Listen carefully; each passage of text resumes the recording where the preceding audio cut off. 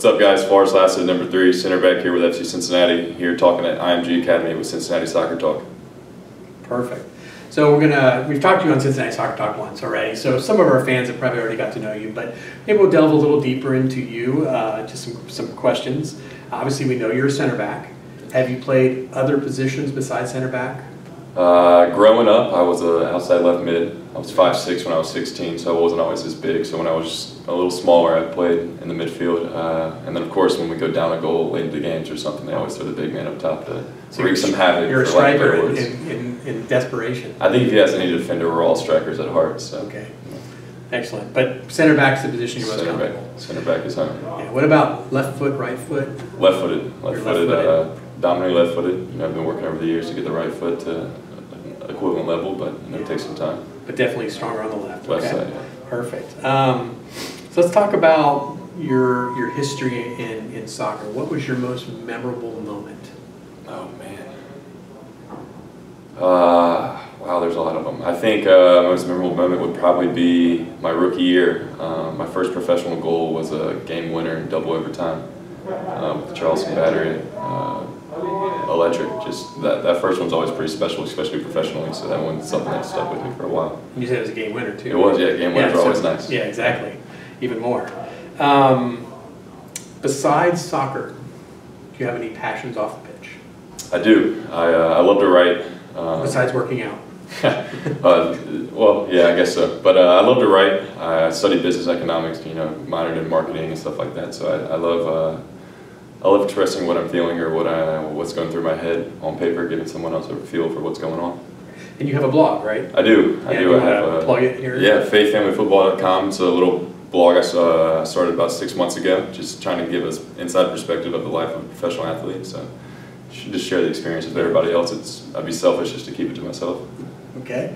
So whatever you're thinking just goes in there, and people should go and read about it. Perfect. Let's see. Besides U.S. teams in soccer, are there any teams outside the U.S. that you follow? I do. I think most soccer players at this level follow soccer all over the world. Yeah. I grew up and still am a big Chelsea fan. I had the opportunity to wear a Chelsea jersey with my youth club. We were sponsored by Chelsea for a couple of years, so you know, when you're 12 and 13, you don't really know too much about soccer. When you have that jersey on, it kind of pushed me in the direction of which team to support. Yeah. So you kind of were a Chelsea satellite, and you just grew up kind of loving that team because you were part of them. And favorite color is blue, so it was an easy decision at that point. And it's only appropriate now, huh? Perfect. Let's see. Okay, so let's talk about the team a little bit at this point. Obviously, you know, lots of new faces for you, bringing the team together, but has anybody stood out to you? Somebody just made an impression in whatever way to you at this point? Oh, man. Terrible answer, but I'm going to say almost everybody. I mean, we got a special group of guys. There's a lot of quality in every position. Like you said, with all new faces and a lot of guys that either played together in the past or this is for the first time, you know, there's still a lot of time to work out the kinks, kind of rub some things off. So, I mean, there's not a single guy on the field that is lesser than the next guy. It's a remarkable group of guys with a lot of talent. Okay.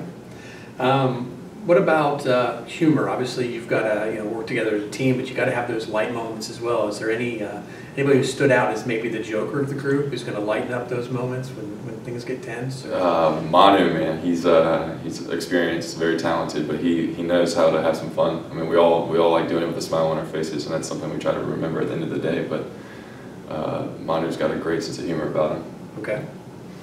Perfect. And then leadership, right? Obviously that's important, and somebody's going to wear a Captain Artemis band or whatever, but leadership is deeper than just wearing a band on your arm. It's how you present yourself day in, day out.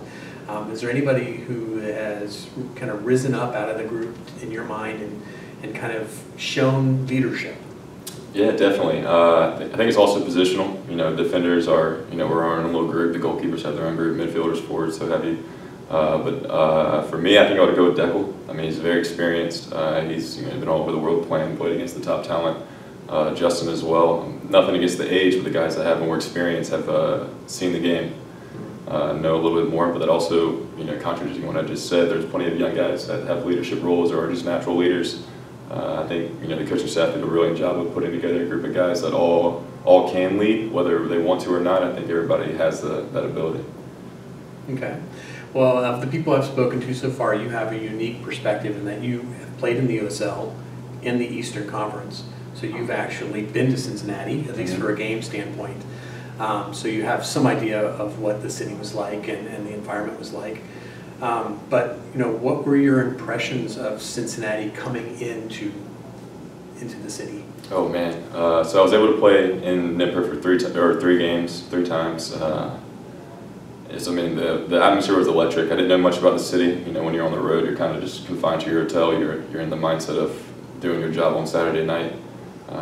Off the field, once I signed, I didn't hear a single bad thing about the city. I mean, from the food to the people to just everything around it, it was all positive, and that was something that really excited me. Back going to the pitch. I mean, there's nothing else like it.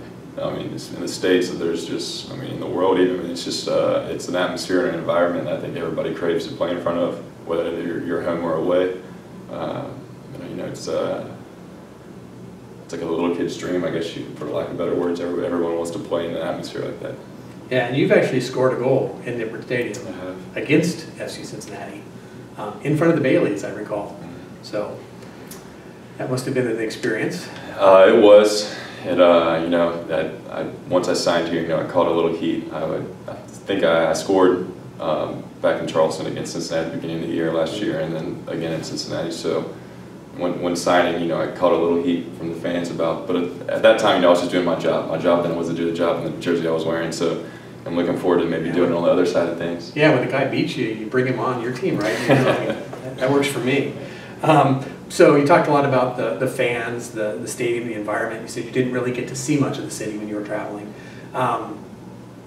Knowing that you didn't get to see much, but did you have any thoughts about what you thought Cincinnati was going to be like? Anything that when you got here, you were like kind of surprised or maybe happily surprised, hopefully, about the city itself? No, I mean, this is, again, a terrible answer, but I haven't seen, there's nothing that I dislike, nothing bad about it. I'm a huge foodie.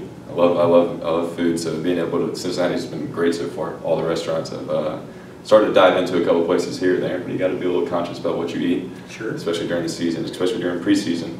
The architecture is gorgeous, the people are incredible, the love and the support you get from just walking around is unparalleled. Yeah, I've seen on social media you've been spotted in restaurants and people are taking selfies with you and things, so that must be a nice feeling. It doesn't help being my size either. You can't really hide. You do stand out a little bit, yeah.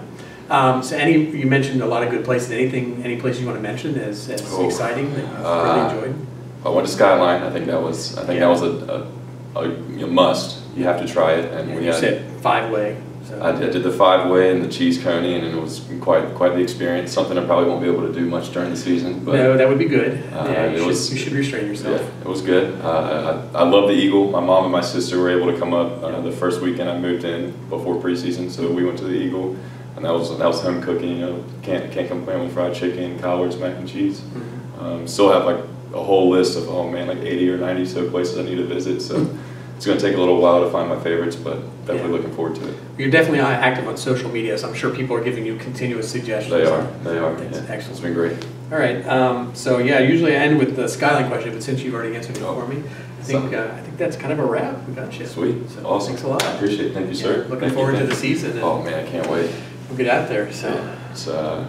Days are flying by. Hopefully we'll get here a lot sooner than it is. Yeah, it'll be nice to be in front of the Bailey and have them cheering for you instead of yelling at you, right? Absolutely. Yeah.